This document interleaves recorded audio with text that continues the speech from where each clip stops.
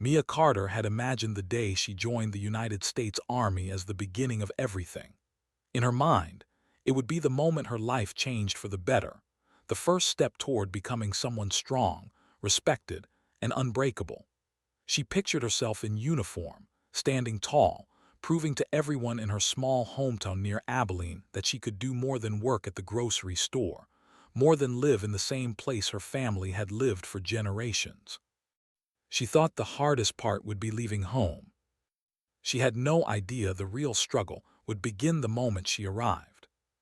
The bus pulled through the base gates close to midnight.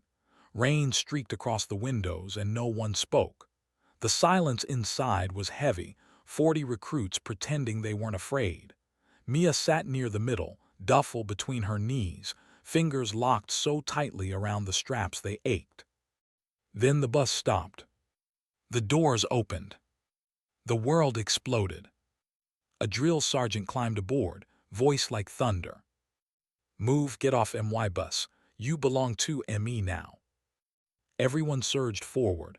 Bags slammed into seats. Boots tripped over backpacks. Someone cursed. Another recruit nearly fell down the steps.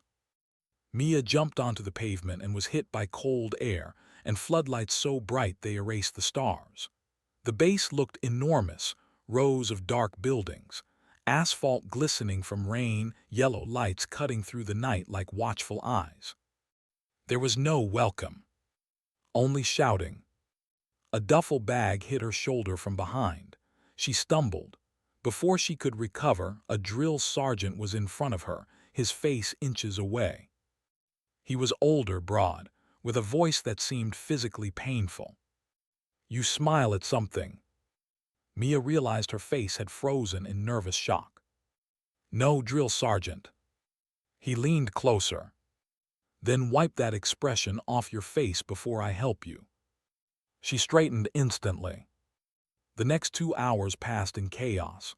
Forms, hair checks, gear issue, assignments, endless commands shouted so fast they barely made sense. Mia stopped trying to understand. She just copied what everyone else did.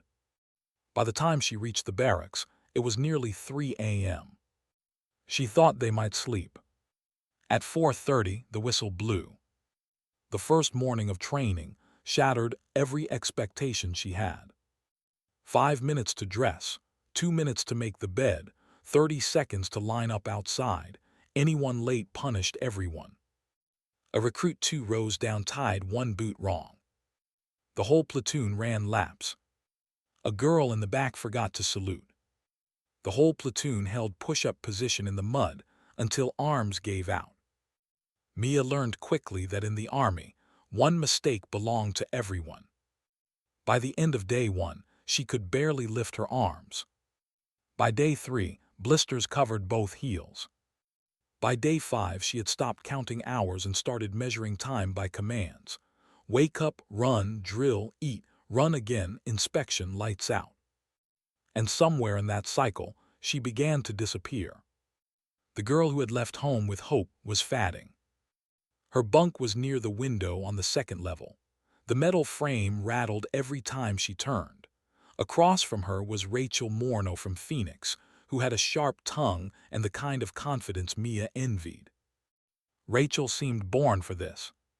She never cried, never complained, never hesitated. On the 6th night, Mia lay staring at the ceiling after lights out, legs cramping, hands raw from rifle drills. She thought everyone was asleep when Rachel's voice came quietly through the dark. "You miss home." Mia hesitated, then whispered a little. Rachel laughed softly. "That means yes." Mia turned toward the wall. The truth was she missed everything. Her mother's coffee in the morning, her father's boots by the door, the old porch swing, her room, the dog that slept outside her window, even the highway noise at night. She missed being someone. Here she was just Carter, last name only, no past, no softness, no space to feel anything. The second week brought rain. Not soft rain. Cold, relentless rain that turned every field into mud and every exercise into punishment. The drill sergeant seemed energized by bad weather. Enemy doesn't cancel because you're wet. Mia's platoon crawled under barbed wire through thick mud that smelled like wet earth and diesel. Water soaked her uniform. Her elbows scraped against hidden rocks. Mud filled her sleeves and mouth. Every breath tasted like dirt. Halfway through, her backpack caught on the wire. She froze. The metal pressed against the fabric and held her down. Her chest hit the mud. She tried to move. The pack stayed stuck. The line behind her piled up. "Move! Gio!" Voices shouted from behind. Her breathing turned sharp. She couldn't move, couldn't think. She remembered being 9 years old, trapped under a collapsed tree branch during a storm near home, unable to crawl out until her father lifted it. The same panic flooded back, cold, choking, irrational. Then Boots appeared beside her. Drill Sergeant Walker crouched in the mud. Unlike the others, he didn't shout. He looked directly at her. "You can stay here and fail, or you can rip that bag apart and keep moving." Rain hit her face. She couldn't answer. He stood. "You've got 5 seconds before I make the decision for you." Then he walked away. Mia stared at the wire. Her panic turned into anger. At herself, at the fear, at the weakness she could feel rising inside her. With both hands she grabbed the pack straps and yanked with everything she had. Fabric tore. The wire snapped loose. She crawled forward so fast she scraped both knees open. When she stood at the end, no one acknowledged it. No one cared. But she did. Something inside her had crossed a line.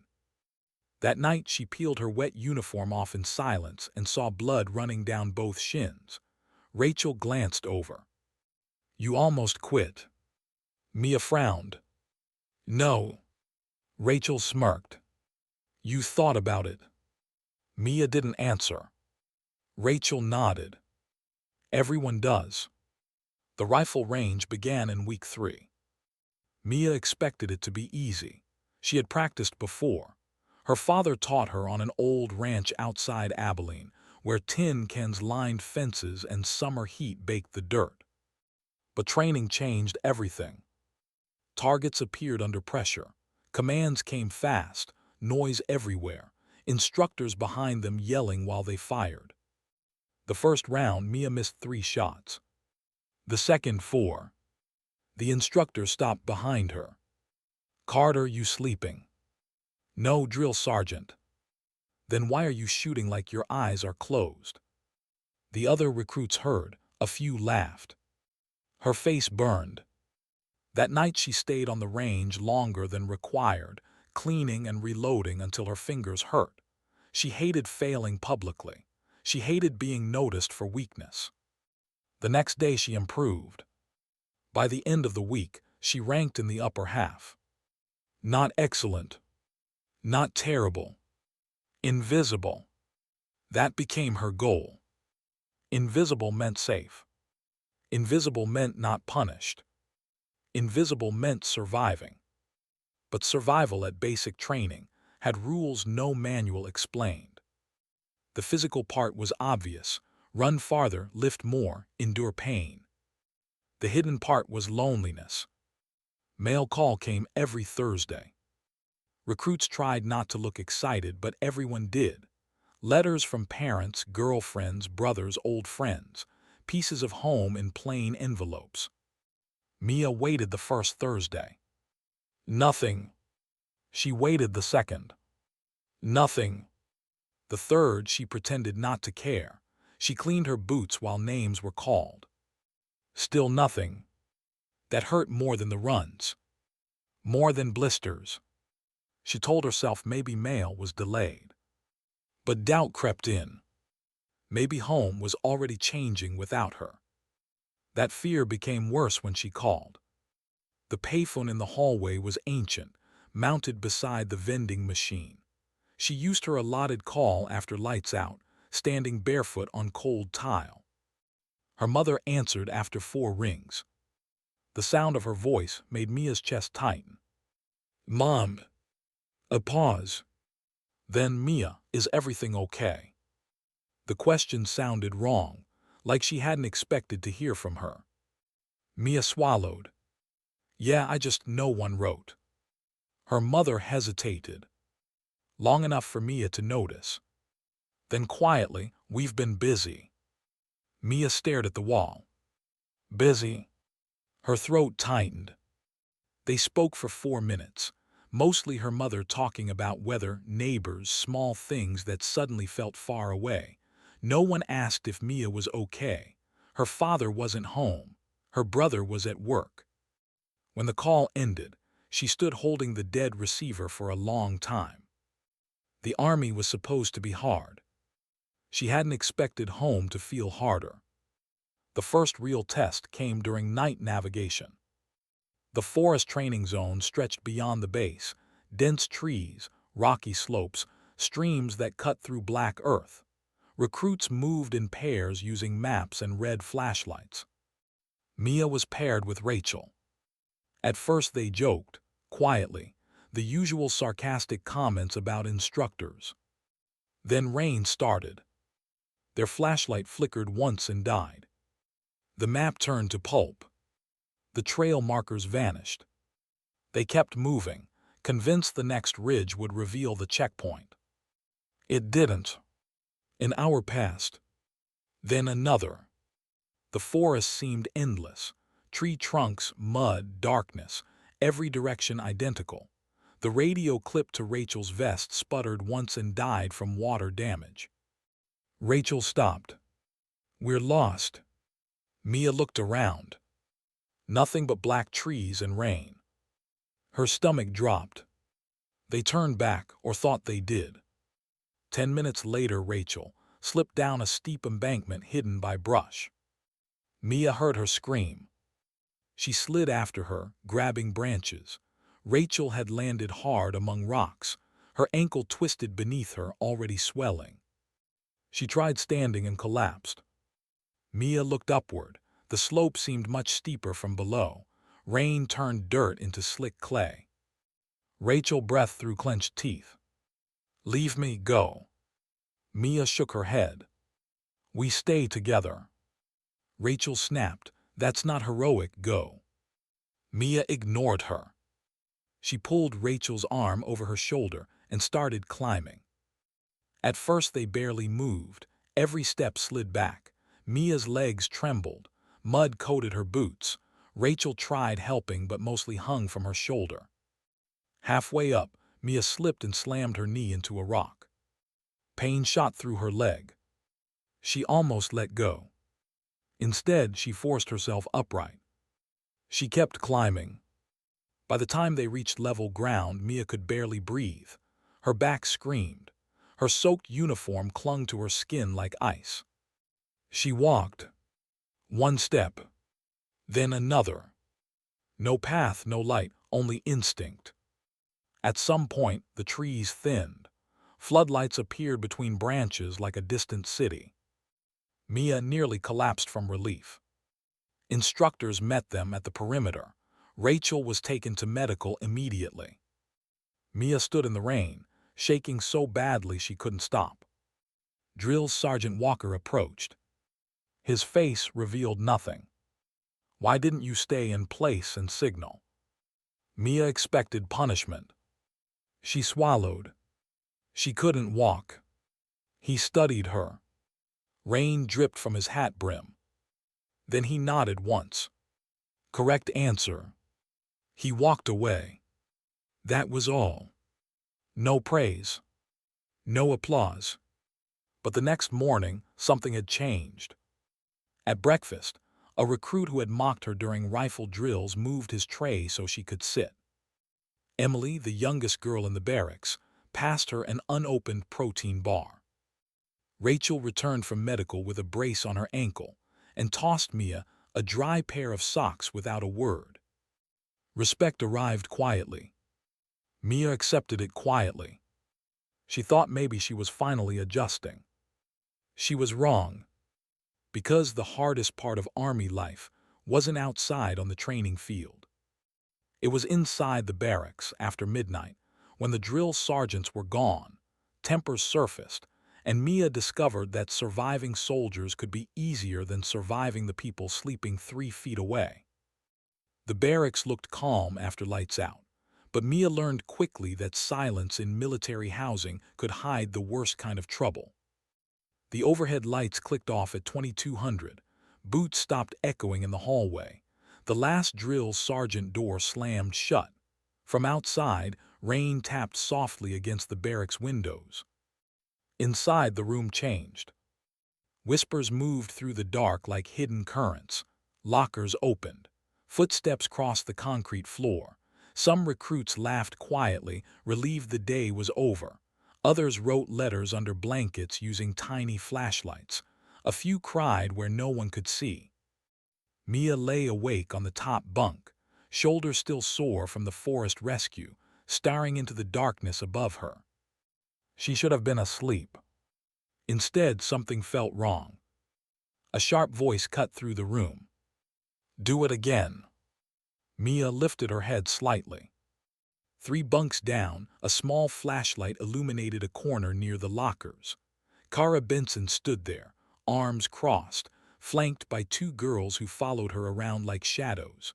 In front of them, Emily sat on the floor with her laundry piled around her.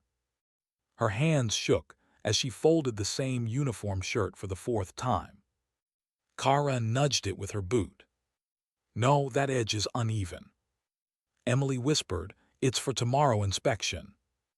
Kara stepped closer. "Did I ask why?" The room stayed silent. Mia looked around. Several recruits were awake. Everyone pretended not to notice. Emily reached for the shirt again. Something in Mia tightened. She climbed down from the top bunk. The metal ladder creaked. The whole room looked toward her. Kara slowly turned. Mia's pulse pounded so hard it hurt. Still, she stepped forward. "That's enough." Emily froze. Kara stared at Mia like she had said something unbelievable. Then she smiled. A slow, dangerous smile. "You giving orders now?" Mia swallowed. "No, just leave her alone." Kara moved closer, close enough that Mia could smell detergent and sweat on her uniform. The room felt smaller. Kara's voice dropped. "You think carrying Rachel out of the woods made you special?" Mia met her eyes. "No." "Then climb back into your bunk and mind your business." Mia's chest tightened. She knew exactly what everyone expected. Silence. She stayed where she was. "No." The word fell into the room like a dropped knife. Kara shoved her. Hard. Mia hit the bunk frame shoulder first. Pain exploded down her arm. Before she recovered, Kara grabbed her shirt. Mia reacted instinctively. She twisted sideways, grabbed Kara's wrist, and both crashed onto the floor. Lockers rattled. Someone gasped. Boots scraped. The room erupted in movement. Then the barracks lights snapped on. The door slammed open. Drill Sergeant Walker stood in the doorway. No one spoke. Walker's eyes landed on the 2 of them. Outside now. Rain had started again. Cold spring rain soaked them in seconds as they stood on the gravel parade strip in front of the building. Walker paced in front of them without speaking for nearly a minute. That was somehow worse. Then he stopped. "You both want to fight?" Neither answered. He nodded once. "Good, then fight fatigue." The punishment lasted until sunrise. Push-ups in the mud. Sprints around the barracks. Holding rifles overhead until shoulders burned like fire. Planks in standing water. Mia's arms gave out 3 times. She forced them back up. Her lips split where she'd hit the floor. Rain mixed with blood down her chin. Kara started cursing under her breath halfway through. Walker heard. They ran another mile. By dawn, Mia's legs were shaking so badly, she nearly fell during final formation. Walker stopped in front of her before dismissal. He looked at her bruised face. "You had a choice." "Yes, drill sergeant." "And?" Mia stared forward. "I made it." His jaw tightened, but he said nothing else. That morning, breakfast felt different. No one spoke to Kara. Emily sat beside Mia and quietly slid an extra packet of peanut butter onto her tray. Mia looked at it, then at Emily. Emily didn't say thank you. She didn't need to. The days grew hotter. Training intensified.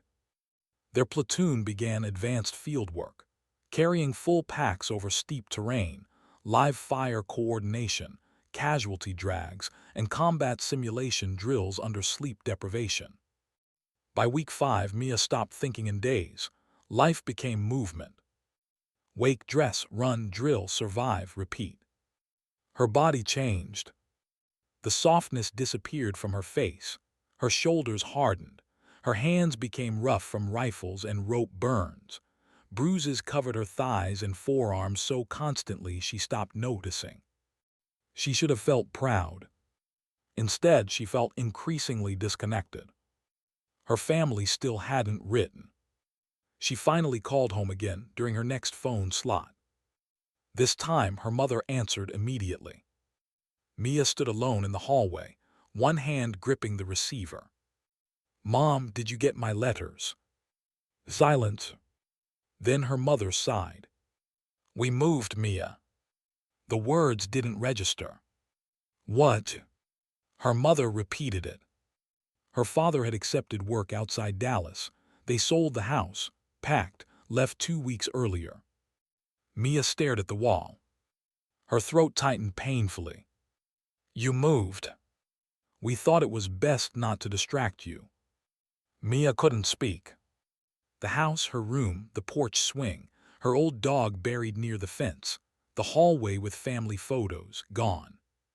Sold. While she was crawling through mud and surviving training, home had disappeared. She ended the call after 4 minutes, then sat on the floor outside the payphone until the hallway lights shut off. She didn't cry. That scared her more than anything. A few days later came the mountain survival exercise. 48 hours in remote terrain, limited food, no tents, team navigation, avoiding simulated enemy patrols, build shelter, find water, survive. Mia's team was Rachel, Emily, and Noah Briggs, a quiet recruit from Boise who rarely spoke but always carried more than his share. The first day went smoothly. They built shelter from branches and tarps, filtered stream water, moved efficiently through checkpoints. Then the weather changed. The mountain storm hit after midnight. Wind tore through the trees, rain soaked everything. Their shelter ripped loose in one violent gust. The fire died instantly. The temperature dropped fast. Emily began shaking. At first they assumed cold. Then the shivering worsened. Her speech slurred. Her hands stopped working. Noah tried restarting the fire. The wood was too wet. Rachel swore under her breath. Mia touched Emily's forehead, ice cold. Training manuals flashed through her mind. Hypothermia. They were under strict instructions. No emergency signal unless life-threatening. This was life-threatening. Rachel grabbed her wrist. "If we signal, whole team fails." Mia looked at Emily, barely conscious. She remembered home vanishing while she was gone. She remembered standing alone in the hallway with the dead phone line. Some things mattered more than rules. She reached into her vest and pulled the emergency flare. Rachel stared. "You serious?" Mia lit it. Red light exploded upward into the storm. The instructors arrived within 6 minutes. The exercise ended. The team failed. Back at camp, the platoon found out immediately. Some recruits were furious. They had completed the course. Mia's team had not. At lunch, someone muttered, "Couldn't handle one storm." Mia ignored it. That evening, medical confirmed Emily had early-stage severe hypothermia. Another hour in those conditions would have been critical. No announcement followed. No apology. The failure stood. The army trained obedience. Reality tested judgment. Mia began understanding the difference. Close combat week started next. The gym smelled like dust and sweat. Mats lined the floor. Instructors paired recruits for sparring. No one looked forward to it. Mia moved better than expected. Her balance had improved, reflexes sharper. She could read body movement before impact. She won 3 practice rounds. Then the instructor called names. Carter, Benson. The room went silent. Kara stepped onto the mat slowly, wrapping hand tape around her knuckles. Her expression was unreadable. The whistle blew. Kara attacked immediately. No hesitation. A hard strike to Mia's shoulder, another toward her jaw. Mia blocked but stumbled. The third caught her ribs and knocked air from her lungs. The room blurred. Kara leaned in close enough to whisper. "Still brave." Mia stepped back. Something changed. Not anger. Not fear. Focus. She stopped reacting emotionally and watched. Kara moved heavily, powerful but predictable, right side dominant, shoulders telegraphed before every strike. The next punch came. Mia stepped inside, shifted weight under Kara's center, hooked her leg and drove forward. Kara slammed onto the mat hard enough to shake the floor. Gasps filled the gym. Mia pinned her instantly. The whistle blew. Match over. Kara lay there for a second, stunned. Then stood face burning. She walked off without a word. She never touched Emily again. The respect Mia gained after that was different from before. Not kindness. Distance. People moved aside when she entered. Conversations stopped when she approached. They had seen her endure punishment, carry injured teammates, take a beating, then drop the strongest recruit in the platoon. She had become someone difficult to classify. Even Rachel noticed. That night while cleaning rifles, Rachel glanced at her. "You changed." Mia kept wiping the barrel. "So did you." Rachel smirked. "No, you got colder." Mia didn't answer. Because Rachel was right. Something had shut down after the phone call. Home was gone. The person who missed it was fatting too. The real turning point came a week later.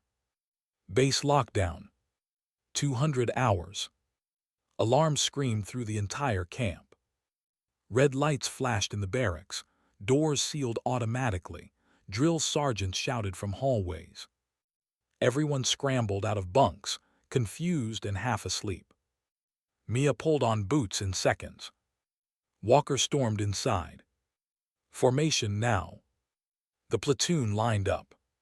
One bunk was empty. Emily's. Mia's stomach dropped. Walker counted again. His face hardened. "Where is she?" No one answered. Her blanket was tossed aside, locker open, boots missing. The alarms kept screaming outside. Then one instructor ran in from the operations building. He spoke quietly to Walker. Walker's expression changed instantly. Serious, dangerous. He looked at the platoon. "No one leaves this building." Mia stared at Emily's empty bunk. Rain lashed against the windows. Lightning flashed across the training field. And in that moment, Mia knew something was wrong. Because Emily hadn't run away. Someone had taken her into the darkness beyond the base perimeter. And Mia was already moving before Walker finished shouting for everyone to stay put.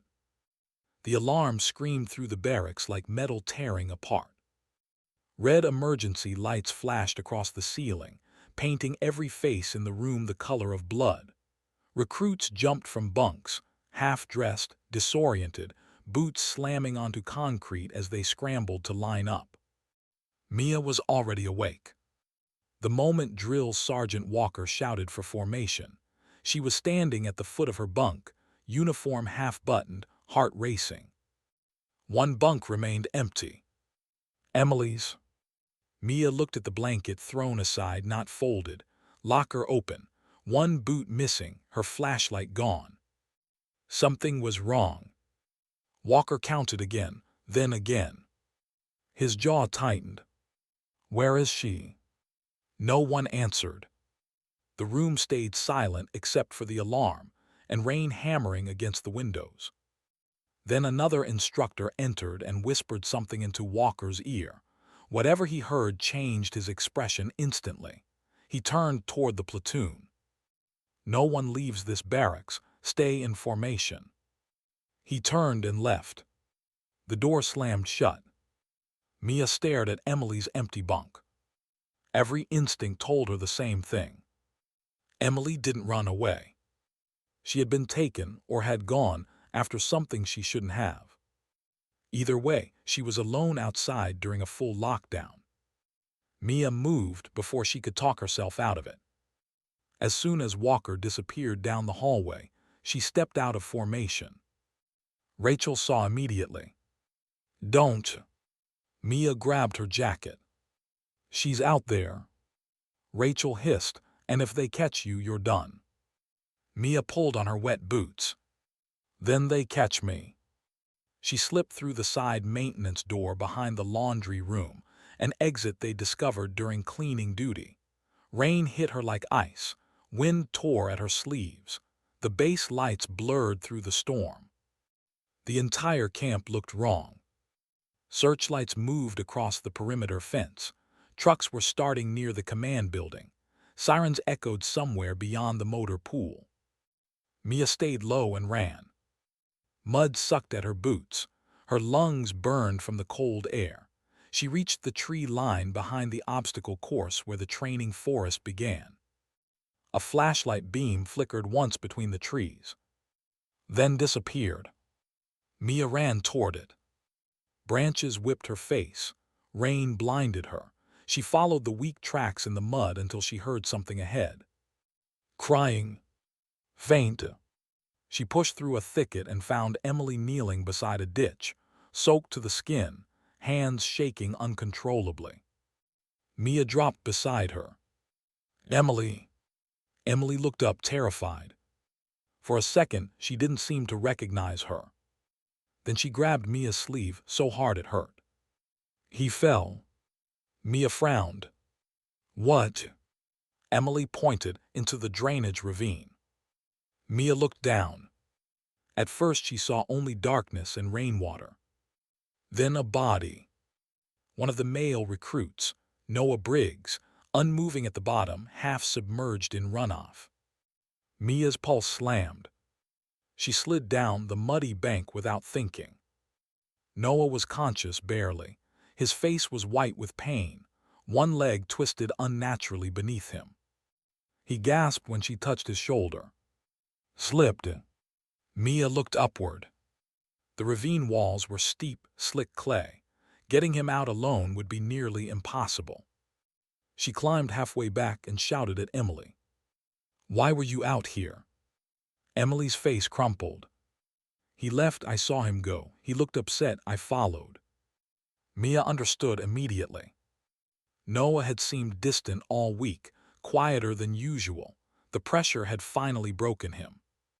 But now didn't matter why. Mia slid back down. She hooked Noah's arm over her shoulder and tried lifting. Pain tore through her back. He was heavier than Rachel had been in the forest. Dead weight. Rain made everything worse. Noah clenched his jaw. Leave me, go get them. Mia shook her head. No. She had heard that before. She knew exactly how this story ended if she walked away. She dragged him upward. One step. Slip. Another step. Her boots lost traction.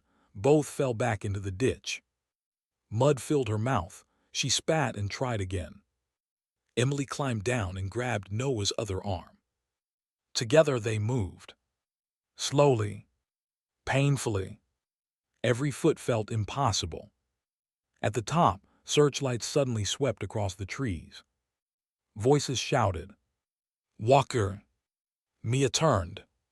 3 instructors were running toward them through the rain. For the first time in weeks, relief nearly made her collapse. The next hour blurred. Medical team, stretcher, questions, shouting. Noah had a fractured leg and mild concussion. He would recover. Emily was ordered back to barracks. Mia stood in the rain while Walker faced her. He was furious. She expected the worst. Instead, he asked one question. Why disobey orders? Mia's body trembled from cold. Because she was right. Walker stared. Explain. Mia pointed toward the ravine. If I stayed inside, he'd still be there. Walker's expression didn't change. He stepped closer. Rain ran down his face. You are not paid to think beyond orders. Mia looked at him. Something inside her had shifted too far to fear saying the truth. Then someone would have died following them. The silence that followed felt dangerous. Walker's jaw tightened. Then he said the last thing she expected. Go to medical. The incident disappeared from official conversation. No mention during morning briefing. No punishment. No praise. But rumors spread fast. By breakfast, everyone knew Mia had left barracks during lockdown and pulled Noah out of a ravine. Some called her reckless. Others called her fearless. She ignored both. The next phase of training started 2 days later. Live field simulation. 3 days in remote terrain. No sleep schedule. Ambush drills, forced marches, simulated casualties, instructors intentionally creating chaos. The kind of exercise designed to expose who breaks under prolonged stress. Mia's team assignment changed. Noah was in medical. Rachel transferred to another fire team. Mia was grouped with recruits who openly disliked her, Grant Ellis, Travis Boone, and Cara Benson. Walker had assigned it personally. Everyone knew why. He wanted to test her. Or punish her. Maybe both. The first day was hostile. Grant questioned every navigation decision. Travis complained about her pace. Cara said almost nothing, which was somehow worse. They moved through hills carrying 40-pound packs, heat during the day, freezing at night, limited rations, no comfort. Mia stayed silent. She had learned that arguments drained energy. By the second night, exhaustion made everyone sharper and crueler. Grant missed a checkpoint. The team had to backtrack 3 miles. He blamed Mia. She was leading. Mia stared at him. You had the map. Grant stepped closer. You think you're better than everyone because you saved a few people. Before she answered, the instructors launched an ambush simulation. Smoke canisters exploded. Blank rounds fired. Everyone hit the ground. The chaos separated them instantly. Mia rolled behind a fallen log, mud soaked through her uniform. Shouts echoed through trees. She scanned. No sign of Grant. No sign of Travis. Only Cara, 20 feet away, pinned behind a rock. Then she screamed. Mia turned. Cara's leg had dropped into a concealed drainage trench hidden under brush. She tried pulling free and sank deeper. A trap used in training. But the side wall collapsed under her weight. She slid chest-deep into mud and runoff. Her rifle was gone, pack stuck. And rising water from the storm channel poured directly into the trench. Mia froze. Cara looked up. For the first time since meeting her, Cara looked terrified. Help me. Mia hesitated. Just 1 second. Long enough to remember the barracks, the shove, the punches, the humiliation. Long enough to realize she could walk away. No one would know. Then training disappeared. Only the choice remained. She ran. The trench walls collapsed under her knees as she reached Kara. Mud sucked at both of them. The water was rising fast. Kara clawed at her arm. I'm stuck. Mia grabbed the shoulder straps of Kara's vest and pulled. Nothing. Again. Still nothing. The mud had trapped her leg. Mia dug with bare hands, nails snapped, cold sludge filled her sleeves. Kara was shaking uncontrollably. I can't feel my foot. Mia ignored her and kept digging. Finally, she found the boot. Wedged under a root. Mia braced both feet and yanked with everything left in her body. The root snapped. Both flew backward into the mud. Kara screamed from pain but was free. The ambush ended moments later. Instructors arrived to find both of them covered in mud, barely able to stand. Kara said nothing. Mia expected insults, anger, pride. Instead, Kara sat on the ground breathing hard. Then looked at Mia. Why? The word was quiet. Mia wiped mud from her face. Because I'm not you. Kara stared at her for a long time. Then lowered her eyes. That night something changed between them. No friendship. But war ended. Kara shared extra rations without speaking. She took first watch so Mia could sleep 2 hours. She corrected Grant when he blamed Mia for route mistakes. Trust wasn't spoken. It grew in silence. The final challenge of the exercise came on day 3. Forced march back to base. 20 kilometers. No rest. Heavy packs. Midway through, Grant collapsed. Heat exhaustion. He hit the ground and couldn't rise. The instructor looked at the team. You leave him, your time improves. You carry him, you fail. It was deliberate. A test. The same lesson again. Rules versus people. Mia looked at Grant lying in the dirt, barely conscious. The same Grant who mocked her. Who blamed her. Who called her reckless. She unhooked her rifle. Handed it to Kara. Then lifted Grant's arm over her shoulders. The instructor said nothing. They all knew what that meant. The team finished last. Failed the event. But when the medic checked Grant, he confirmed dehydration severe enough for hospitalization. 1 more hour in the sun, and his kidneys could have shut down. Again, failure on paper. Success in reality. That evening back at barracks, Grant approached her. He stood awkwardly near her bunk, eyes on the floor. Then held out an unopened letter. Mia frowned. It came to the wrong stack. She took it. Her name was on the envelope. Her mother's handwriting. Her hands suddenly shook. Grant nodded once and walked away. Mia sat on her bunk for nearly a minute before opening it. Inside was only 1 page. Her mother explained the move.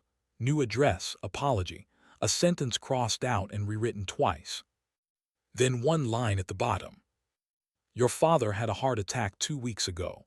He's recovering now. We didn't tell you because you were in training. Mia stopped breathing. The paper slipped in her hand. The room blurred. Her father. Hospital. Weeks ago. No one told her. The silence in the barracks disappeared. She could hear only her pulse. Rachel returned from duty and immediately noticed. What happened? Mia handed her the letter. Rachel read it. Looked up. And for the first time, Mia's control broke. She stood too fast, knocking the bunk frame. I need a phone. Rachel grabbed her arm. Office is closed. Mia pulled away. "I need that phone." She was halfway to the hallway when the barracks alarm sounded again. Not drill. Real. Sirens. Emergency deployment order. The entire camp went into immediate response. And over the loudspeaker, one sentence changed everything. "All available recruits report to the transport yard. This is not an exercise." The loudspeaker cut through the barracks so sharply that every recruit froze. "This is not an exercise. All available recruits report to the transport yard immediately." For a moment, nobody moved. Then Drill Sergeant Walker burst through the door and the room exploded into motion. Boots slammed the floor. Lockers flew open. Recruits shoved gear into packs without speaking. Mia still held her mother's letter. Her father had suffered a heart attack 2 weeks earlier. Her family had hidden it. Home had moved without her. Now, before she could even reach a phone, the entire base was under real emergency activation. Her chest felt hollow. Rachel grabbed her shoulder. "Move." Mia folded the letter once and shoved it into her chest pocket. The platoon ran through the rain toward the transport yard. Floodlights cut through the storm. Engines were already running. Military trucks lined the asphalt. Medics moved between them. Officers shouted orders over the wind. Mia had never seen the base like this. This wasn't training. No whistles, no staged pressure. Everything felt fast, efficient, real. Walker lined the recruits in formation. His face was unreadable. He looked at them longer than usual. Then spoke. There was a flash flood in the northern training sector. A reserve field unit failed to report. Support roads are blocked. Rescue teams are short. You're not soldiers yet, but tonight you carry equipment and follow orders. Anyone who panics stays behind forever. Understood? Yes, Drill Sergeant. Mia's heartbeat hammered. The northern training sector. The mountain range where they'd done survival exercises. She remembered the ravines, mudslides, steep drainage channels. In a flood, someone could disappear in seconds. They were loaded into open transport trucks. Rain lashed their faces as they drove through the darkness. Nobody talked. The engine noise drowned everything else. Mia touched the letter in her pocket the entire ride.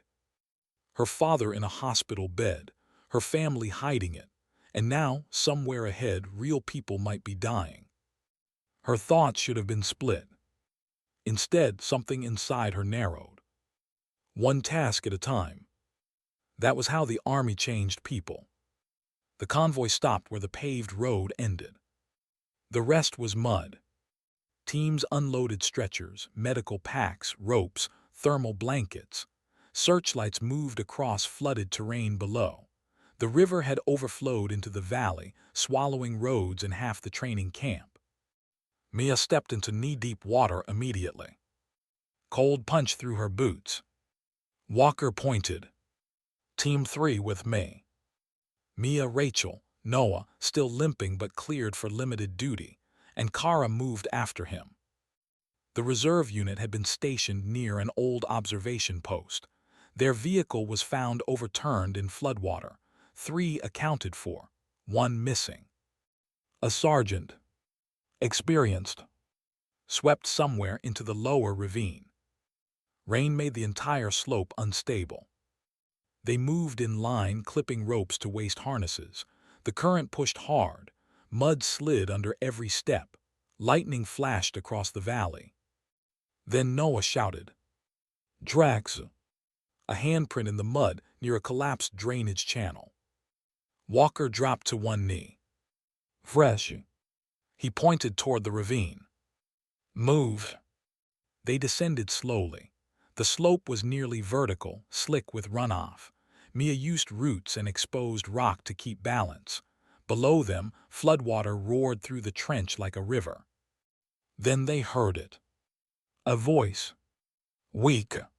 Here." Mia saw the sergeant trapped beneath part of the vehicle frame, pinned against a boulder while water slammed around him.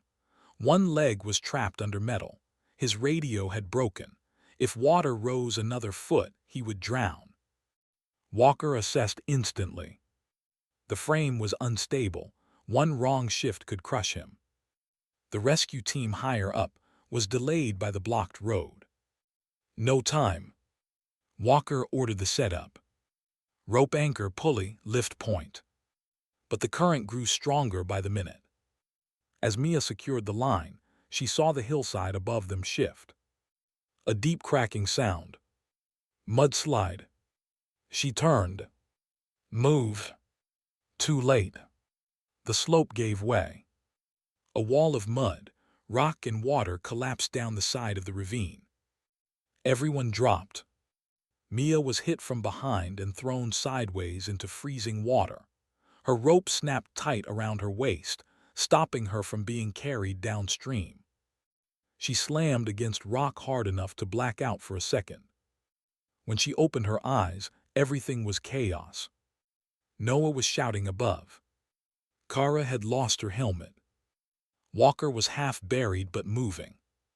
The sergeant was still pinned, but now water was reaching his chest. Mia's left arm burned from impact. She couldn't feel two fingers. Walker shouted for everyone to pull back. Slope 2 unstable. Wait for full rescue team. Mia looked at the sergeant. He was conscious. He knew what waiting meant. The water was rising. She unclipped her safety line. Walker saw instantly. Carter stand down. She moved anyway. There wasn't time to argue. The current nearly knocked her over. She grabbed the vehicle frame and forced herself forward.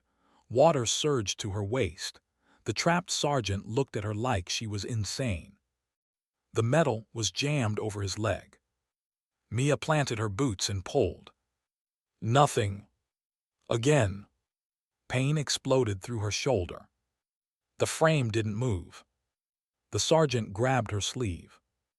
Go. She ignored him. She looked around. The pulley line from the earlier setup hung loose nearby.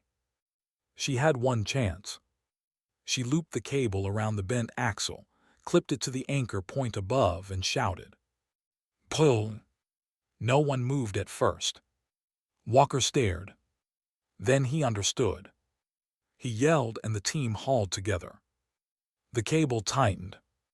The vehicle shifted an inch. Mia grabbed the trapped leg. Again. They pulled harder. The frame lifted just enough. She dragged the sergeant free. At that exact moment, the boulder beneath them shifted.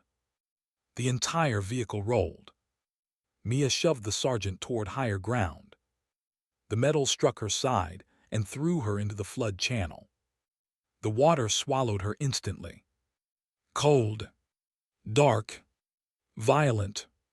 She hit something underwater, lost breath, couldn't tell up from down. Her body spun through mud and debris. The current pulled like hands dragging her deeper. She reached blindly and found a branch. Held. The force nearly ripped her arm out of the socket. She wrapped both arms around it. Coughed water. Then heard voices above. Searchlights. Ropes. Walker's voice shouting. Hands pulled her out. She collapsed onto the bank, vomiting water and mud. Everything hurt. But she was alive. The missing sergeant was alive. The rescue ended after dawn. The storm finally broke as the sun rose over the valley, revealing the damaged roads gone, trees uprooted, half the training sector underwater.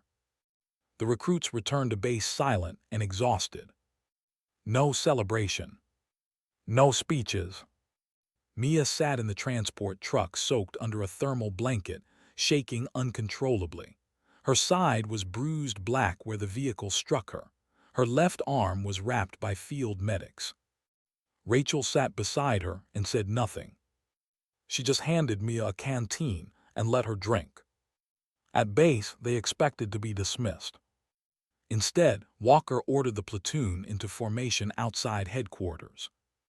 Senior officers stood there. Mia hated that immediately. She wanted sleep, a phone, her father's voice. Not ceremony. Walker stepped forward. For the first time since training began, his voice changed. No shouting. Just direct. Military life teaches discipline, but discipline without judgment is dangerous. Last night one recruit disobeyed a direct order. Mia's stomach dropped. The platoon remained still. Walker looked at her. Because she understood the difference between rule and responsibility. Silence. Then the commanding officer stepped toward Mia. A simple handshake. No medal, no dramatic speech. But every recruit saw it. Every instructor, too.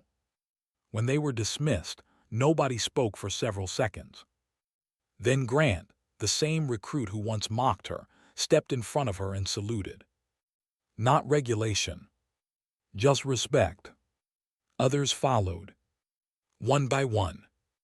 No words. Mia nearly laughed from exhaustion.